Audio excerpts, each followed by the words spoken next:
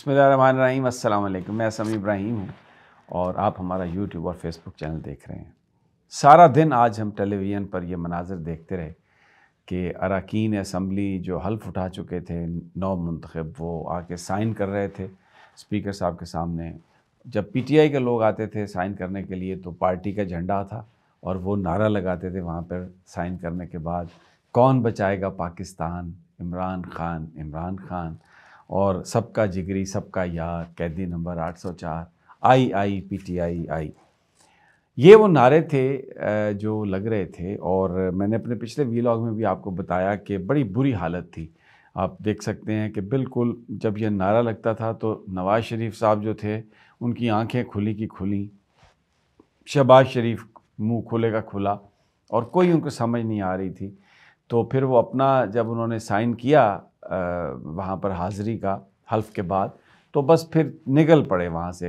Assembly में बैठे नहीं वो हॉल में, क्योंकि उनसे बर्दाश्त नहीं हो रहा था कि ये इमरान खान का नाम लिया जा रहा है। और एक मौका तो ऐसा आया कि इमरान खान जो है वो शहबाज शरीफ के कंधों पे सवार हो गया। वो कैसे कि मास्क, आज लोग आए हुए थे पीटीआई के जो अरकान थे, इमरान खान का वो मास्क पहनते थे और इजलास में भी शरीक हुए, नारे भी लगाए।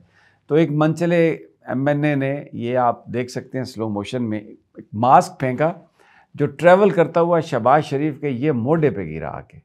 और शहबाज शरीफ तो, इमरान खान एक लिहाज से शहबाज शरीफ के कंधों पर सवार हो गया असम्बली के अंदर। तो उन्होंने देखा उसको और बस फिर झटका। ये स्लो मोशन से हम आपको दिखा रहे हैं कैसे वो ट्रैवल करता हुआ गया।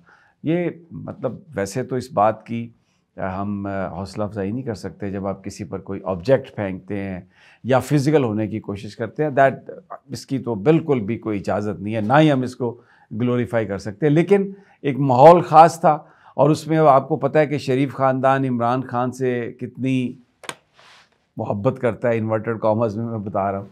तो उसमें उनके इमरान खान का मास्क जो है वो शहबाज शरीफ के कंधों पर आ गिरे, तो आप अंदाज़ा लगा सकते हैं कि उनकी क्या हालत हुई होगी। तो बहरहाल फिर आज मरीम नवाज़ भी नारे लगाती रहीं और जो आसफ़ा भुट्टो हैं वो भी नारे लगाती रहीं, अपने अपने दोनों जो थी अपने अपने अब्बाओं को उठा के तो उनके हक़ में बड़े नारे लगा रही थी। एक ज़रदारी सब पे भारी, तो बिलावल बिलावल। और दूसरी जानब जमशेद दस्ती साहब ने जो आज लैंग्वेज और जिस तरीके से उन्होंने तनकीद की, और फिर बैरिस्टर गौहर ने भी जब झंडा इमरान खान का उठाया और वहाँ पर तो बड़े मनाज़िर जो थे। तो एक तरह से आज इमरान खान बिल्कुल शरीफ ख़ानदान के हवासों पर जो हैं वो सवार थे।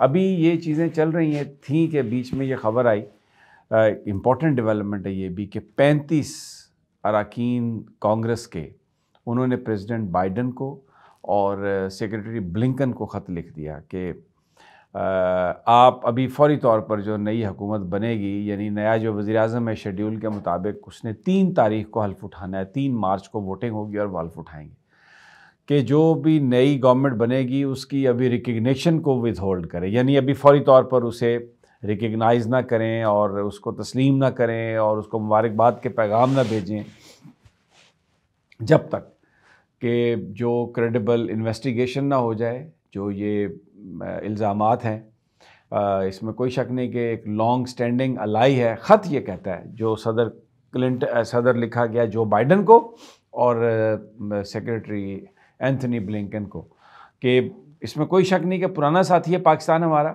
लेकिन वहाँ पर जो इलेक्शन से पहले और इलेक्शन के बाद की जो रिगिंग के चार्जेस हैं, उसकी वजह से जो नताइज हैं उसको अभी तस्लीम नहीं करना चाहिए जब तक कि एक इंक्वायरी ना हो जाए, इंडिपेंडेंट इंक्वायरी पाकिस्तान के कानून के मुताबिक, जिसमें ये चीज़ सामने आ जाए कि जो शिकायत हैं उनका अजाला हो गया। और उसके साथ साथ जो इम्पोर्टेंट बात कही है इस लेटर में कही गई है कि वो जो लोग भी गिरफ़्तार किए गए हैं तमाम इस सारे मामले में, जो गवर्नमेंट ऑफ पाकिस्तान ने तहरीक इंसाफ के जिन लोगों को गिरफ़्तार किया, जिनमें कुछ ख़वातीन भी हैं कुछ मर्द भी हैं, जब तक आप उनको रिहा नहीं कर देते हुकूमत पाकिस्तान, तब तक उसकी हुकूमत को तस्लीम ना किया जाए, नई आने वाली जो हुकूमत है उसको तस्लीम ना किया जाए।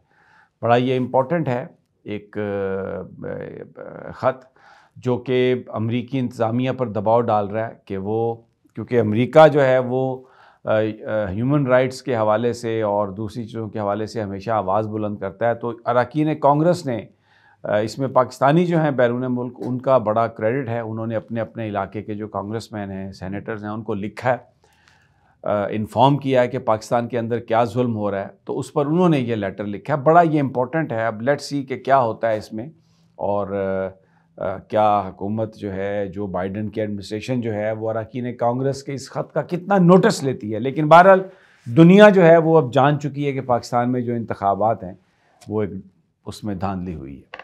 दूसरी इम्पोर्टेंट बात यह है कि सोशल मीडिया पर क्रैकडाउन जारी है, और जो एक्स है सबका ट्विटर, वो फिर थोड़ी देर के लिए खुला है, फिर बंद हो जाता है, और अब ये बताया जा रहा है कि उसका मामला आने वाली हुकूमत पर छोड़ दिया गया है कि वो क्या फ़ैसला करती है। अब आप मुझे बताएं, क्या आप ट्विटर को या एक्स जो है अब जिसका नाम है उसको बंद करके क्या आप अवामी जज्बात को तब्दील कर सकते हैं? नहीं कर सकते। ये एक बेवकूफ़ाना अमल है। लेकिन बहरहाल ये हुकूमत इस तरह के कामों पर तुली हुई है। एक और आपको ख़बर दे दूँ, सहाफ़ी जो थे असद तूर, उनको आज अदालत ने हुक्म दिया उनकी वालदा को मुलाकात उनसे करवाई जाए। वो 5 रोज़ा जिस्मानी रिमांड पर FIA के पास हैं, लेकिन उसके बाद उनकी वकील ईमान मज़ारी ने यह बताया कि वो पिछले 48 घंटों से असद तूर साहब ने भूख हड़ताल कर रखी है एहतजाजन कि उनको किस इल्ज़ाम में पकड़ा गया है। इसलिए कि उनसे जो इल्ज़ामात लगाए गए हैं FIR में, उन पर तो तहकीकात ही नहीं हुई, उनसे किसी ने सवाल ही नहीं पूछा। तो इसका मतलब ये है कि ये सिर्फ उनकी आवाज़ को दबाने की कोशिश है। उनकी तबीयत ख़राब है और उन्होंने एहतजाजन भूख हड़ताल कर रखी है, और ये 48 आवर्स हो गए हैं उनकी भूख हड़ताल को। It's a very serious issue. और उन्होंने बताया कि असद तूर की हालत ख़राब हो रही है, और इस वक्त भी हालत उसकी ख़राब है क्योंकि 48 घंटों से उन्होंने कुछ नहीं खाया। तो ये एक ख़बर आई है जिससे तशवीश की लहर दौड़ी है पूरी पाकिस्तानी जो जर्नलिस्ट कम्युनिटी है कि 48 घंटों से असद तूर जो हैं वो भूख हड़ताल पर हैं और FIA की कस्टडी में हैं। और इसके साथ साथ एक और जो इम्पोर्टेंट ख़बर आई है, पाकिस्तान ने यह कहा था कि वो ईरान के साथ गैस पाइपलाइन के मंसूबे पर काम करेगा, और एक नई गैस पाइपलाइन पाकिस्तान में बिछाई जाएगी जो ईरान से जो गैस आएगी उसको पाकिस्तानियों तक पहुंचाएगी। अब पता ये चला है कि अमेरिका ने इस पर तहफ़्फ़ुज़ात का इजहार किया है, तो पाकिस्तान ने उन तहफ़्फ़ुज़ात को एक्सेप्ट किया, और उसके बाद वेरी पोलाइटली ये बताया जा रहा है सोर्सेज फ़ॉरेन ऑफिस के कि ईरानियन हुकूमत को इस बात से मुत्तला कर दिया गया कि ये जो गैस पाइपलाइन का प्रोजेक्ट जो हम लेना चाह रहे थे वो हम अमेरिका के कंसर्न्स की वजह से नहीं ले सकेंगे। लेकिन वेरी इंटरेस्टिंगली दूसरी जानिब अफ़गानिस्तान और ईरान के बीच एक रेलवे ट्रैक बिछाया गया।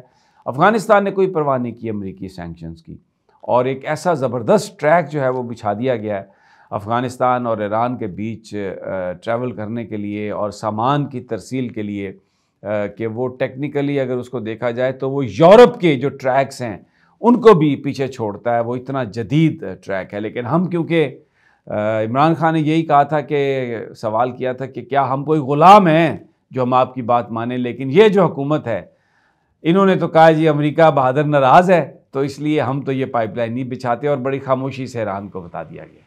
अगली वीडियो तक इजाज़त, अल्लाह ने।